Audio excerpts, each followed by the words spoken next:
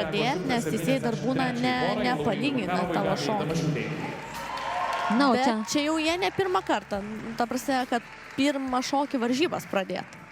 O čia ant parketo žengė tie pirmieji. Tai Laurynas Makarovas ir Gabija Damašiūtė. Ir šiek tiek noriu pristatyti šią porą.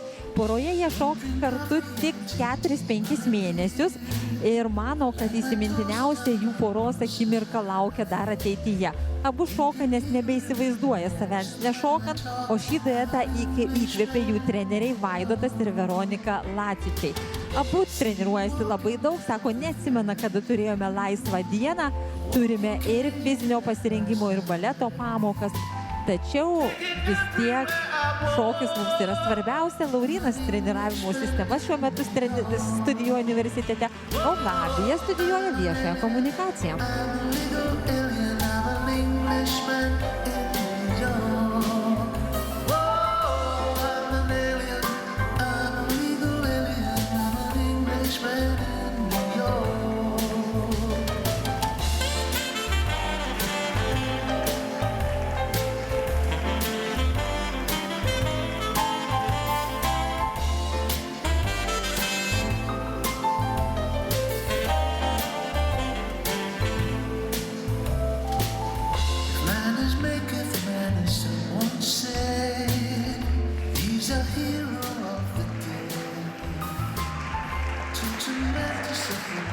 Atsakingas momentas dabar laukia Lauryno ir Gabijos. Prieš paskutinis jau šokis.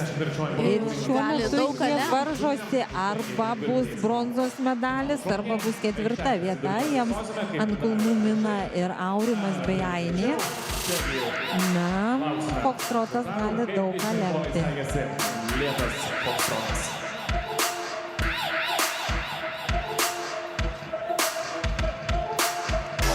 Vardas Signetas. Geriausiai vertinta choreografija ir choreografija ir prezentacija. Žinoma, čia dar kartelį. Vienodai muzikalumas ir choreografija ir prezentacija vertinti vienodais balais. 32 iš 40 galimų, žinoma, kol kas tai yra pirmoji vieta. Pirmoji pora, Pijus Palskys, Ana Betsina. O ant parketą žengia Pijus ir Ana iš Kauno Sūkurio. Na, jie taip pat neseniai pradėjo šokti poroje. Ir įsimintiniausia jų akimirka buvo varžybose Lenkijoje, kuriuose jie dalyvavo komandinėse varžybose atstovaudami Lietuvos komandai. Sako, kad ten buvo nuvylė Pijaus ir Anos mūsų šiandien muzikantas Aristinas Guogis. Manau, kad ne. Gera buvo muzika. Puikiai pasirinkta. Ir netrukus sulauksime Pijaus ir Anos rezultatų. Kol kas jie yra 6. vietoje. Ir Pijui 1 metai, manau, jeigu neklystu, yra suaugusių grupiai, tai jam galbūt ir kiša tą koją parodyti dar aukštesnius rezultatus, nes pirmais metais yra labai sunku.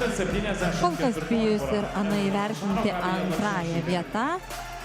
O čia mes matysime ir 3. duetą, tai Edvardas ir Gabija iš Vilniaus Spindulio. Abu jie pradėjo šokti, vienas nuo 4, kitas nuo 5 metukų. Įspūdingiausias jų momentas, kaip sakė Gabija, buvo pirmasis Lietuvos čempionatas, kuriame jie šoko kartu jaunimo grupėje. Tačiau vėliau duetas iškovojo bronzą ir Europos čempionate, ir pasaulio jaunimo čempionate. Gabija labiausiai įkvėpė sportinių šokių pradininkai. Laisvalaikio pora beveik neturi ir tą, kurį turi, tai sieja su šokiais. Gabija mėgsta sportuoti, sakė, 6 ryto kelias ir eina į bokso treniruotės. Na, o Edvardas mėgsta klausytis muzikos, abu mėgsta keliauti, o laisvalaikiu vaikšto ir ilsisi tiesiog paprastai.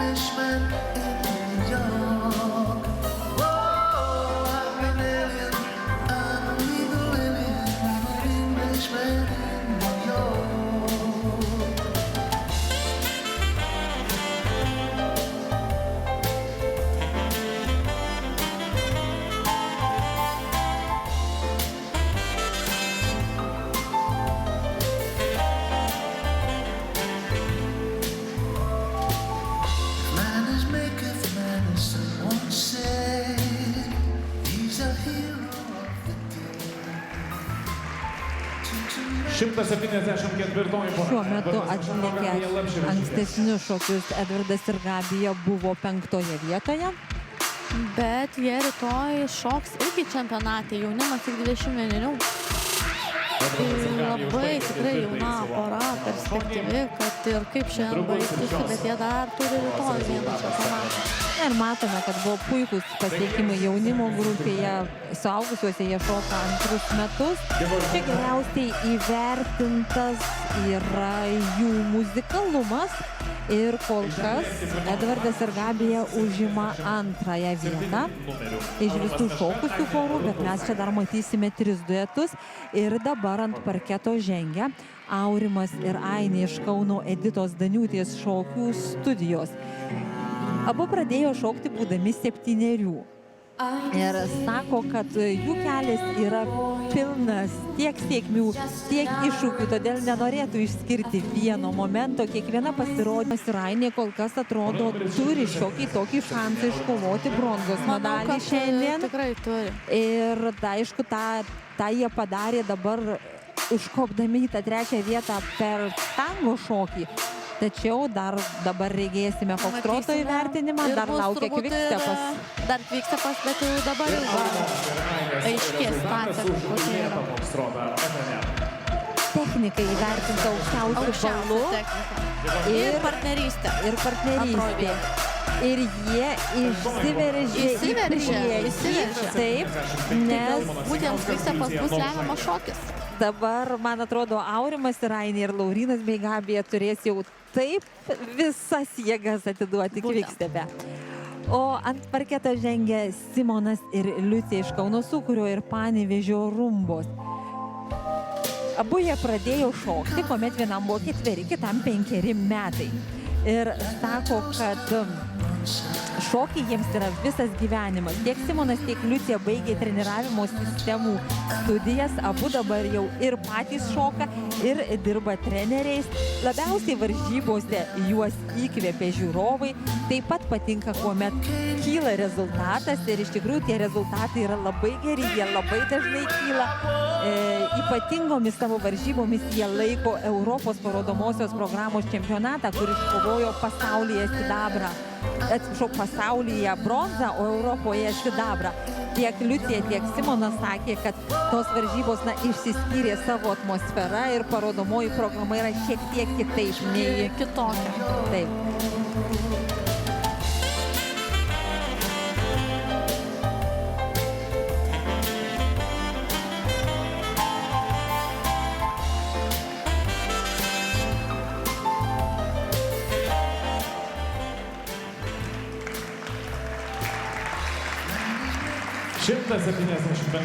Kol kas visi Simono ir Liucijos šokiai buvo įvertinti antrosiomis vietomis.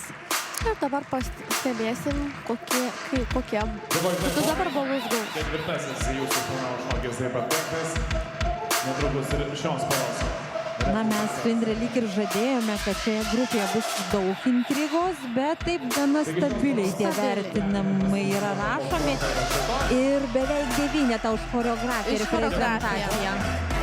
Ir šita pora pasižymi dažniausiai choreografiją, tikrai pas juos yra labai sudėtinga ir aukšto lygio. Taip, ir jie dabar yra pirmieji kol kas. Ir čia jau paskutinė finalo pora. Šiuo metu lyderių pozicijoje esantys Marko ir Kristina iš Šiaulių Šypsenos ir Vilniaus Ratuto. Marko pradėjo šokti būdamas 8, o Kristina 6 metų amžiaus. Įsimintiniausias momentas buvo jų laimėtas pasaulio čempionų titulas varžybose Rygoje. Čia buvo jaunesnėje amžiaus grupėje. Parodė aukštą technikos lygį. Manau, turėtų tikrai ir balai tą parodė. Matėme 6 porą finalininkę. Na, 4 šokiai jau yra laimėti, taigi galbūt dar ne 4, dar tik 3, dar fokstroto mes nematėm. Gal dar matėm, bet jau dabar matom, kad taip. Labai aukšti balai, tai prilygsta finalui Europos ir pasaulio čempionatuose. Ir be abejo, kad... Muzikalumas aukščiausias. Taip. Ir Marko ir Kristina, jie jau dalyvavo pasaulio čempionate 23 metais atstovaudami Lietuvai. Ten liko tik vos per žingsnį nuo finalo. Ta patį pakartojo ir Štutgarte didelėse Grand Slam serijos varžybose. Taigi, na, matom vienodai surinko 3 ir 4 pora panašiai, bet aukščiau buvo Aurimas su Ainiu. Jo, juos skyrė vos kelios 100 balo. Tai pirma, antra vieta labai turbūt aiškiai liks, o dabar yra kova dėl 3 vietos medalio. O kaip pernai buvo, Indrė, ar prisimeni, kaip patys pernai varžėties dėl tos bronzos? Ar laimėjot užtikrintai, ar buvo kažkokia dvikova? Kaip tik važiuodami Šiaulius, peržėm video ir tarp 2-3 vietos buvo intriga. Na, o dabar mes matome, kad brangus tas bronzos medalis, tikrai labai. Ir matysime visas poras atliekančias paskutinį finalo šokį. Duoda šokėjams palsėti, kaip tą minutę laiko, kad visiems kur tas pačias sąlygas. Kad visi palsėję galėtų parodyti quickstepą. O mes čia iš tikrųjų matome, kaip kyla iš savo vietų, na gerąją, tą pozityviąją prasme, ant kojų kyla visi žiūrovai ir tikrai dabar jau griausmingomis ovacijomis palydės šį finalo quickstepą.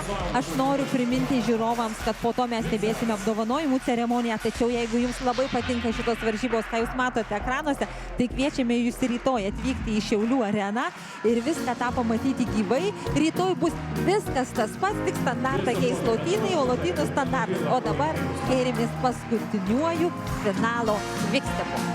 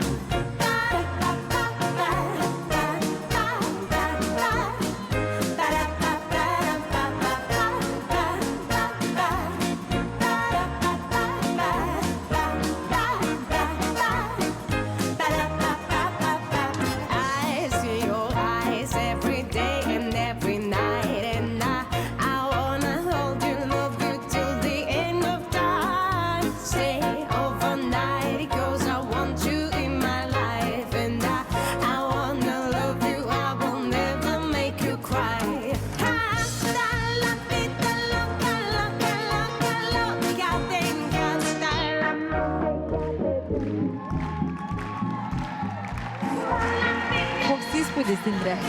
Geras, matau, šokiai tikrai atidavė savo paskutinės jėgas. Išlaikė viską iki pat galo, nuo pradžios taip ir turi būti saugusi grupė. Ir netrukus mes žinosime rezultatus. O gal dabar ir neparodys? Na, greičiausiai lentelės mes nematysim. Bet vis tiek, už kelių minučių pirmiausiai bus apdovanojami jaunimo Latino Amerikos šokių šokėjai, o tada jau bus ir suaugusių šokėjai. Ir čia vyksta ta kova tarp 3-4 vietos. Tai jiems atvyksta pas... Ai, matome. Aha. Ir Aurimas lieka su Aine 3 vietoje. Bent jau po šio šoko. Dar tiesą sakant, nėra aišku, kaip bus, kai susumuos. Ir matėme, kad quickstepe taip pat